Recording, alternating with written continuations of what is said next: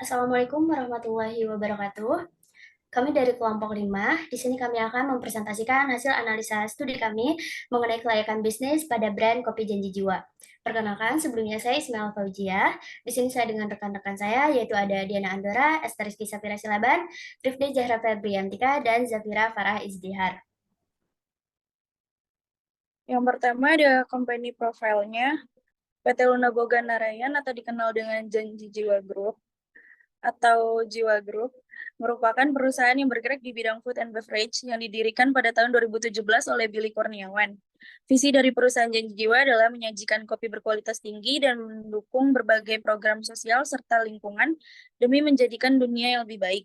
Sedangkan misinya ada menghasilkan kopi berkualitas premium dengan proses produksi yang berkelanjutan. Yang kedua ada mendorong pertumbuhan ekonomi dan perkembangan komunitas lokal di daerah penghasil kopi. Yang ketiga ada mendukung inisiatif lingkungan yang bertujuan untuk mengurangi dampak negatif terhadap bumi. Kopi Janji Jiwa adalah produsen kopi yang berkomitmen untuk memberikan kopi terbaik kepada pelanggan sambil berkontribusi pada perbaikan sosial dan lingkungan. Kami bekerja sama dengan petani kopi di berbagai daerah yang memiliki komitmen yang sama untuk menghasilkan kopi berkualitas tinggi dan berkelanjutan. Selanjutnya yaitu adalah analisa pasar. Yang pertama adalah kelompok segmentasi.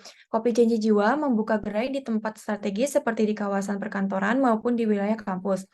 Selanjutnya, pecinta kopi premium yang mencari rasa dan kualitas yang tinggi.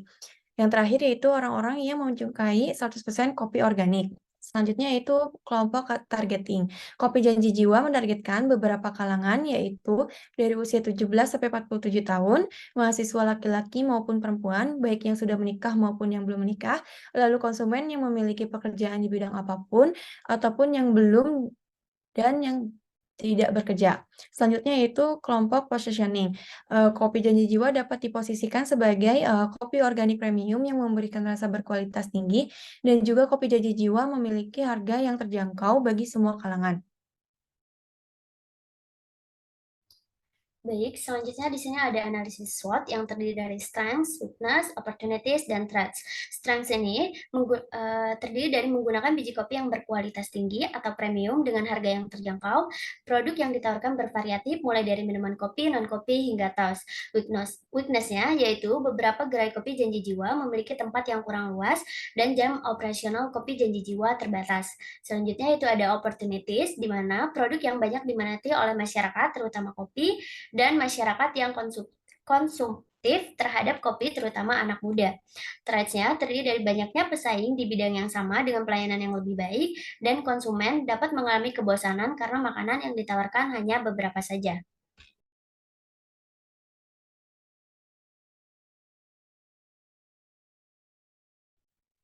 Baik, selanjutnya ada analisis pestol. Yang pertama ada politikal.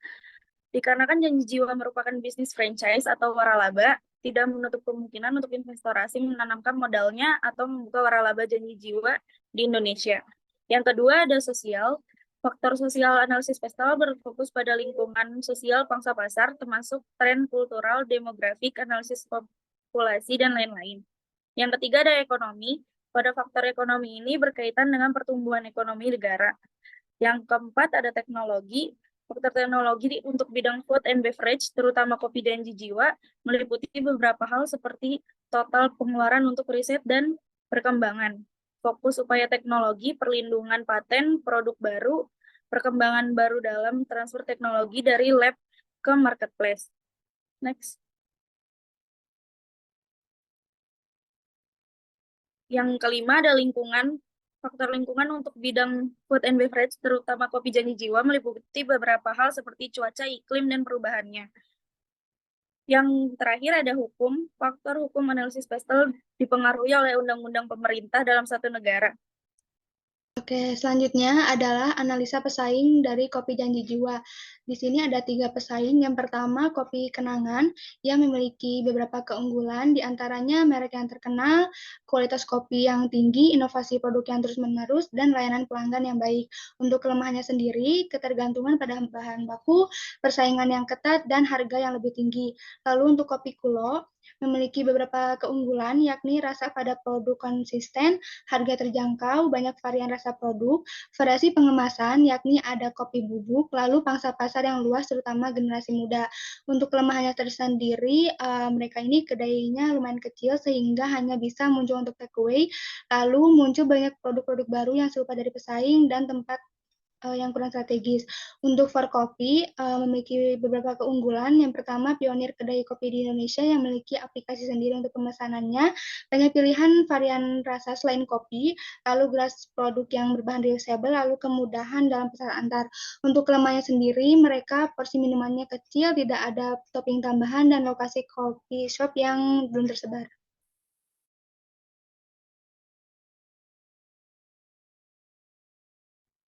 Nah, lalu yang selanjutnya adalah analisa risiko. Yang pertama ada risiko harga bahan baku dan ketersediaan.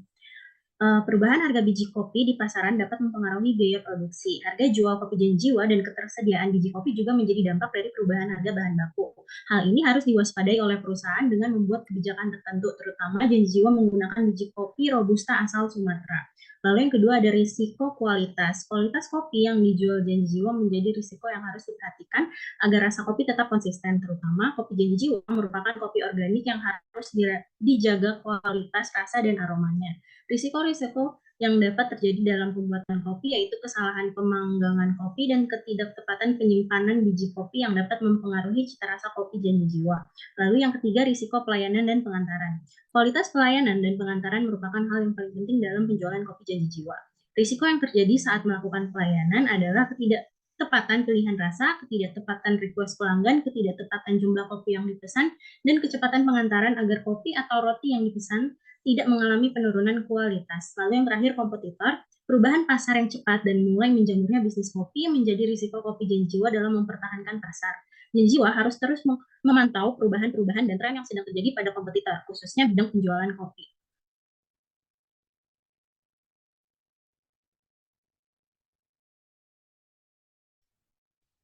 Baik, sekarang kita masuk ke bagian analisis investasi modal awal dari Kopi Janji Jiwa. Nah, di sini terdapat dua paket. Yang pertama paket standar senilai 70 juta, lalu paket lengkap senilai 85 juta. Untuk total modal yang diperlukan adalah 200 juta, sudah termasuk estimasi konstruksi booth, sewa tempat, karyawan, dan lain-lain. Nah, di sini terdapat total fixed cost-nya senilai 186 juta, total variable cost-nya 109 juta 200 ribu, lalu total cost-nya senilai 295 juta 200 ribu.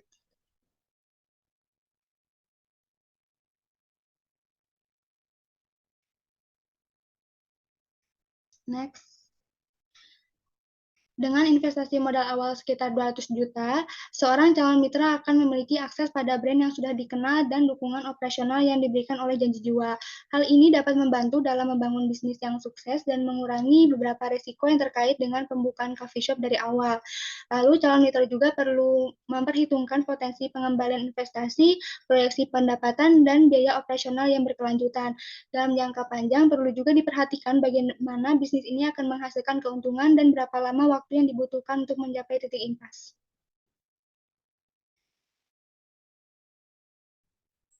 Nah, lalu yang selanjutnya analisa penjualan dan demand forecasting. Pada tahun 2018, Kopi Gerai Janji Jiwa menjual 32.000 cup per tahun, 2019 33.000 cup, 2020 34.000, 2021 35.000, dan 2022 36.000. Lalu untuk peramalan penjualan produk kopi Janji Jiwa ada 37.000, 38.000, dan 39.000. Nah, lalu di sini merupakan demand forecasting menggunakan Excel. Untuk demand forecasting, kami menggunakan dua metode, yaitu dengan menggunakan tren garis lurus dan tren garis lengkung. Peramalan penjualan dengan menggunakan dua metode tersebut dihasilkan pada tahun 2023 adalah sebanyak 37.000 cup, pada tahun 2024 adalah sebanyak 38.000 cup, dan pada tahun 2025 adalah sebanyak 39.000 cup yang akan terjual. Dapat dilihat bahwa peningkatan yang dialami Kopi Janji Jiwa setiap tahunnya memiliki peningkatan sebesar 1.000 cup per tahun. Tentu saja dalam hal ini Kopi Janji Jiwa sudah memenuhi target penjualan mereka dalam jangka waktu per tahun.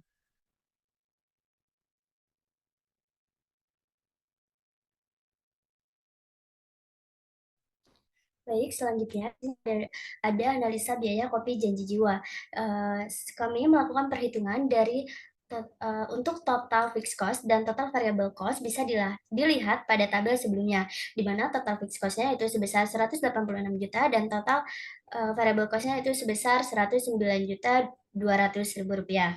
Lalu untuk total cost-nya didapatkan 295.200 dan kuantiti setiap per tahunnya dijual sebanyak 36.000 dan marginal cost-nya ditemukan sebesar 8.200. Untuk average cost-nya didapatkan sebesar 8.200 dan untuk BC cost-nya yaitu didapatkan sebesar 2, di mana jika BC cost lebih dari 1, maka perusahaan dapat dijalankan. Jadi, kopi janji jiwa ini dapat dijalankan karena BC cost-nya adalah 2.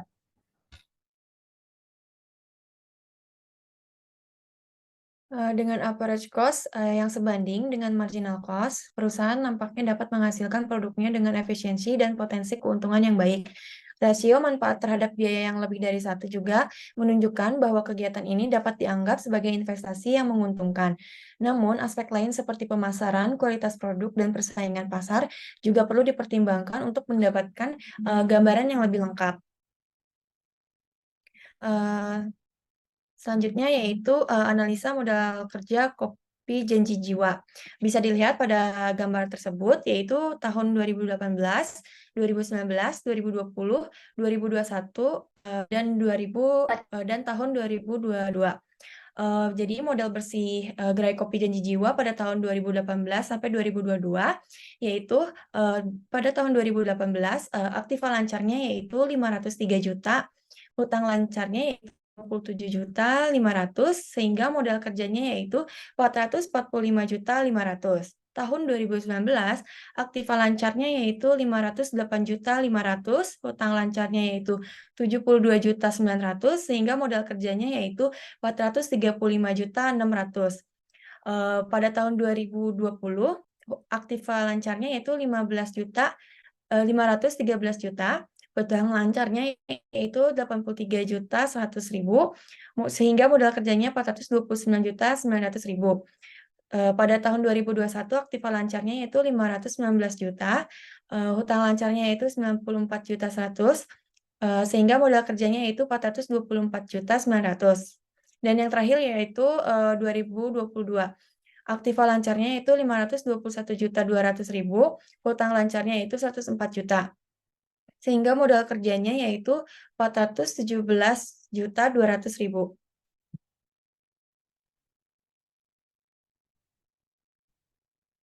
Lalu yang selanjutnya adalah lanjutan dari analisa modal kerja. Pada tahun 2018 sampai 2019 terjadi penurunan modal kerja bersih sebesar 9.900.000 dari 445.500.000 menjadi 435.600.000. Penggunaan modal digunakan untuk mendanai kegiatan operasional perusahaan. Penurunan ini mungkin disebabkan oleh strategi pengelolaan modal kerja atau kebijakan keuangan perusahaan. Lalu pada tahun 2019 sampai 2020 terjadi penurunan modal kerja bersih sebesar 5.700.000 dari 435.600 menjadi 429.900. Penurunan ini dapat mencerminkan upaya untuk mengoptimalkan alokasi modal kerja atau mengurangi ketergantungan pada modal kerja jangka pendek. Lalu pada tahun 2020 sampai 2021 terjadi penurunan modal kerja bersih sebesar 5 juta dari 429.900 menjadi 424.900. Penurunan ini terkait dengan strategi manajemen risiko atau penyesuaian terhadap perubahan kondisi ekonomi. Lalu pada tahun 2021 sampai 2022 terjadi penurunan modal kerja bersih sebesar 7.700.000 dari 424.900 menjadi 417.200. Penurunan ini dapat mengevaluasi kebijakan keuangan perusahaan dan langkah-langkah yang diambil untuk menjaga likuiditas. Selanjutnya ada analisa laporan laba rugi dari Kopi Janji Jiwa. Untuk pendapatan bersihnya ada 424.800.000 dan berakhir di laba di angka 103.800.000. Next. Nah, untuk asumsi satunya, pertumbuhan penjualan minus 5%, penjualan atau sales seharga 424.800.000 ditambah minus 5% dari 424.800.000 itu ada 403.560.000. Total biayanya 111.800.000 itu total biaya tetap.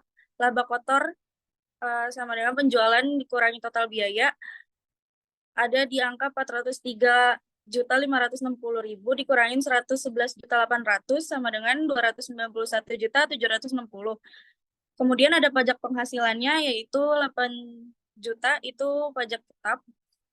Untuk laba bersihnya laba kotor dikurangi pajak penghasilan yaitu di angka 291.760 dikurangi 8 juta hasilnya adalah 289.176. Next. Untuk asumsi 2-nya, ada pertumbuhan penjualan 2,5%. Penjualan atau sales seharga 424.800.000 ditambah 2,5% dari 424.800.000 ada di angka 435.420. Total biayanya ada 111.800.000 itu total biaya tetap. Laba kotornya penjualan dikurangi total biaya ada di angka 435.420 juta dikurangin 111.800. Hasilnya ada di 323.620. Lalu ada pajak penghasilannya di angka 8 juta itu hasilnya tetap. Laba bersihnya, laba kotor dikurangin pajak penghasilan ada di angka 323.620 dikurangin 8 juta dan hasil akhirnya 315.620.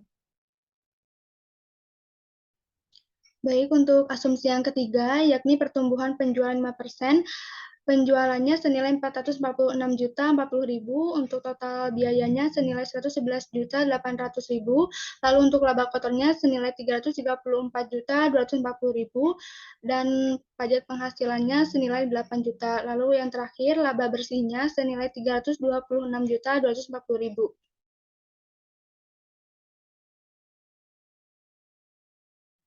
Oke, selanjutnya yaitu analisa laporan arus kas kopi janji jiwa. Bisa dilihat pada tabel berikut. Berikut merupakan kopi janji jiwa laporan arus kas pada tahun 2022. Dari analisis tersebut dapat dilihat bahwa kopi janji jiwa memiliki arus kas bersih dari aktivitas operasi sebesar 401 juta, arus kas dari aktivitas investasi sebesar 122 juta, dan arus kas bersih dari aktivitas pendanaan sebesar 75.200.000. Kenaikan bersih kas dan setara kas pada akhir periode adalah sebesar 598.200.000. Hal ini menunjukkan bahwa kopi janji jiwa memiliki arus kas yang positif pada tahun 2022. Baik, selanjutnya untuk analisa neraca kopi janji jiwa dapat dilihat di sini total asetnya senilai 643.200.000 dan jumlah kewajiban dan ekuitasnya 643.200.000. Next. Dari analisis tersebut dapat dilihat bahwa kopi janji jiwa memiliki total aset sebesar 643.200.000 yang terdiri dari aset lancar dan aset tetap. Dan aset lancar ini terdiri dari kas, piutang, persediaan bahan baku, dan sewa dibayar di muka. Lalu untuk aset tetapnya terdiri dari peralatan dan bangunan senilai 643.200.000. Hal ini menunjukkan bahwa kopi janji jiwa memiliki struktur keuangan seimbang antara aset dan kewajiban.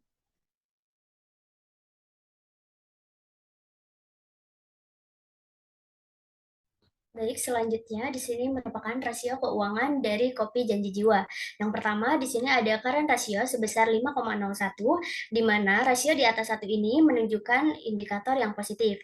Yang kedua ada quick ratio sebesar 3,96, di mana perusahaan memiliki kemampuan yang kuat untuk membayar kewajiban jangka pendek tanpa mengandalkan persediaan.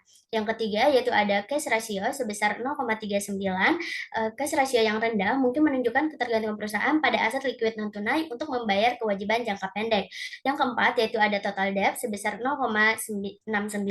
Total debt yang tinggi ini dapat menunjukkan tingkat leverage yang signifikan. Yang kelima yaitu ada time interest sebesar 55,90. Ini menunjukkan kemampuan perusahaan untuk membayar beban bunga dari laba operasionalnya. Time interest yang tinggi adalah indikator yang positif. Yang keenam ada debt equity ratio yaitu sebesar 2,22, yaitu menunjukkan bahwa rasio yang tinggi lebih dari 1 menunjukkan tingkat hutang yang signifikan. Ini dapat meningkatkan risiko keuangan perusahaan.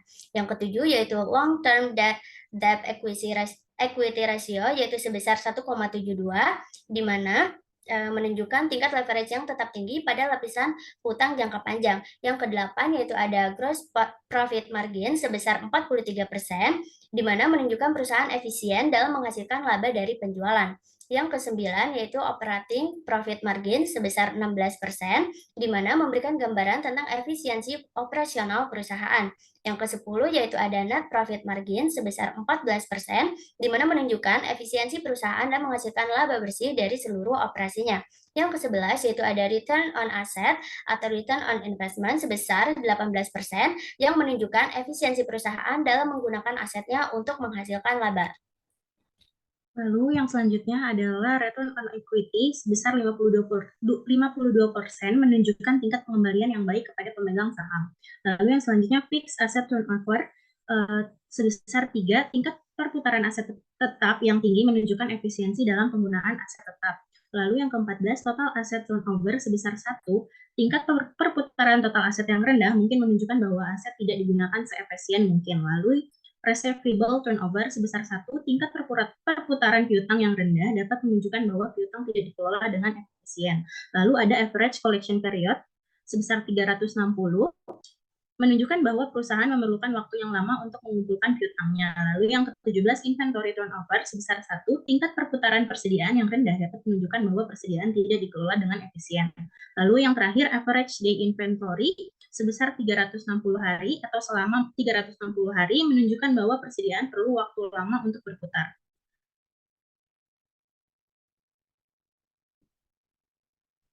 Baik, selanjutnya di sini ada analisa investasi kopi janji jiwa. Dihasilkan payback periodnya sebesar 2, yang ini menunjukkan berarti bahwa investasi akan kembali dalam waktu 2 tahun. Payback period yang relatif singkat dapat dianggap sebagai indikator positif karena investasi cepat menghasilkan pengembalian. Dan di sini ada net present value yang diharapkan yaitu sebesar 373.875.000. Selanjutnya yaitu ada internal rate of return yang sebesar 0,7, yaitu diartikan bahwa investasi memiliki potensi pengembalian yang baik, dan ini bisa dianggap sebagai indikator yang positif. Ada profitability index atau PI-nya sebesar 2, menunjukkan bahwa nilai tambah yang dihasilkan oleh kopi janji jiwa relatif besar dibandingkan dengan biaya awalnya. Lalu yang terakhir adalah kesimpulan. Setelah melakukan analisis keuangan, kelompok kami menyimpulkan bahwa bisnis kopi janji jiwa layak untuk dijalankan karena analisis investasi menunjukkan payback periode selama 2 tahun, NPV atau net present value sebesar 373.875.000, IRR atau internal rate of return sebesar 0,7, dan PI atau profitability index sebesar 2, maka proyek investasi cenderung menguntungkan. Payback period yang relatif singkat menunjukkan bahwa investasi dapat kembali dalam waktu yang relatif cepat. NPV yang positif menandakan bahwa nilai proyek ini melebihi biaya awalnya. Dan IRR yang positif mengindikasi tingkat pengembalian yang layak.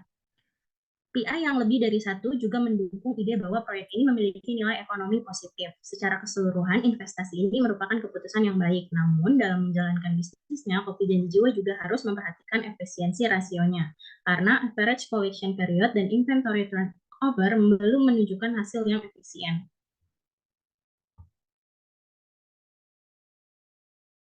Baik, sekian presentasi dari kami. Kurang lebihnya kami mohon maaf. Terima kasih. Wassalamualaikum warahmatullahi wabarakatuh.